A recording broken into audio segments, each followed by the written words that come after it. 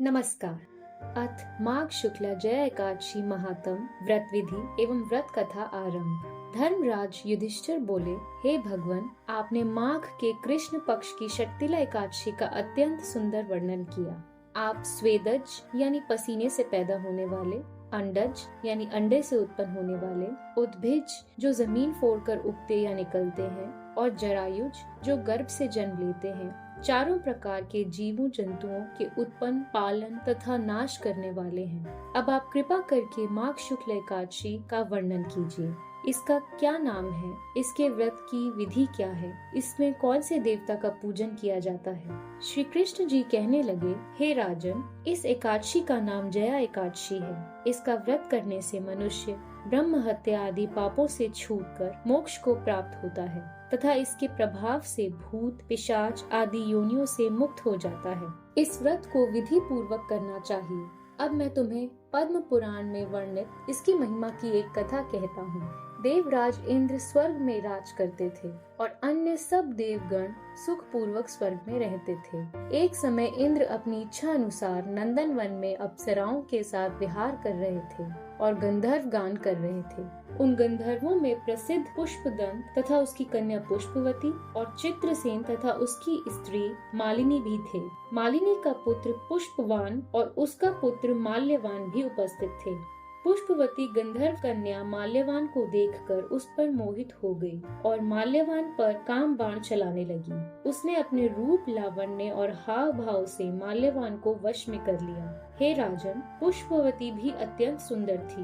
अब वे इंद्र को प्रसन्न करने के लिए गान करने लगे, परंतु परस्पर मोहित हो जाने के कारण उनका चित्त भ्रमित हो गया था। इनके ठीक प्रकार न गाने तथा ताल स्वर ठीक न होने से इंद्र इनके प्रेम को समझ गए और उन्होंने इसमें अपना अपमान समझकर उनको श्राप दे दिया। इंद्र ने कहा कि मूर्खों, तुमने मेरी आज्ञा का उल्लंघन किया है, इसलिए तुम्हें धिक्कार है। अब तुम दोनों स्त्री पुरुष के रूप में मृत्यु लोक में जाकर पिशाच रूप धारण करो और अपने किए का फल भोगो। इंद्र का ऐसा शाप सुनकर वे अत्यंत दुखी हुए और हिमालय पर्वत पर दुख पूर्वक अपना जीवन व्यतीत करने लगे। उन्हें गंध, रस तथा स्पर्श आदि का कुछ भी ज्ञान नहीं था। वहाँ उनको महान दुख मिल रहे थे।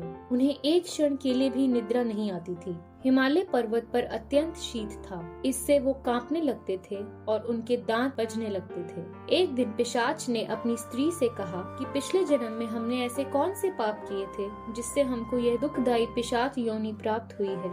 इस पिशाच योनि से तो नर्क के दुख सहना ही उत्तम है, अतः हमें अब किसी प्रकार का पाप नहीं करना चाहिए। इस प्रकार विचार करते हुए वह अपने दिन व्यतीत कर रहे थे।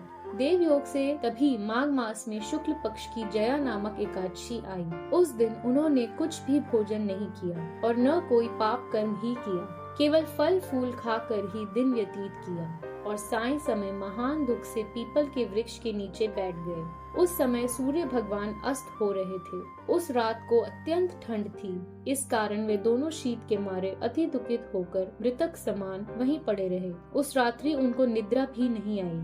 हे राजन, जया एकादशी के उपवास और रात्रि के जागरण से दूसरे दिन प्रभात होते ही उनकी पिशाच योनि छूट गई। अत्यंत सुंदर गंधर्व और अप्सरा की देह धारण कर सुंदर वस्त्राभूषणों से अलंकृत हो उन्होंने स्वर्ग लोक को प्रस्थान किया। उस समय आकाश में देवता तथा गंधर्व उनकी स्तुति करते हुए पुष्प वर्षा करने लगे। स्वर्ग लोक में जाकर उन दोनों ने देवराज इंद्र को प्रणाम किया। इंद्र इनको पहले रूप में देखकर अत्यंत आश्चर्यचकित हो पूछने लगे कि तुमने अपनी पिशाच योनि से किस प्रकार छुटकारा पाया, सो सब बतलाओ। माल्यवान बोला, हे देवेंद्र, भगवान विष्णु की कृपा और जया एकादशी के व्रत के प्रभाव से ही हमारी पिशाच देह छूटी है। तब इंद्र ने कहा, हे माल्यवान, भगवान की कृपा और एकादशी के व्रत करने से न केवल तुम्हारी पिशाच योनि छूट गई, वरन हम लोगों के भी तुम वंदनीय हो गए हो, क्योंकि विष्णु और शिव के भक्त हम लोगों के वंदनीय हैं, अतः आप धन्य हैं। अब आप पुष्पवती के साथ जाकर विहार करो। श्री कृष्ण कहने लगे कि हे राजा युधिष्ठिर, इस जया एकादशी के व्रत से बुरी योनि छूट जाती है। जिस मनुष्य ने एकादशी का व्रत किया है उसने मानो सब यज्ञ, जप, दान आदि कर लिए। जो मनुष्य जय एकादशी का व्रत करते हैं वे अवश्य ही 1000 वर्ष तक स्वर्ग में वास करते हैं। इति श्री जय एकादशी महात्म व्रत विधि व्रत कथा संपूर्ण। श्री विष्णु भगवान की जय। धन्यवाद।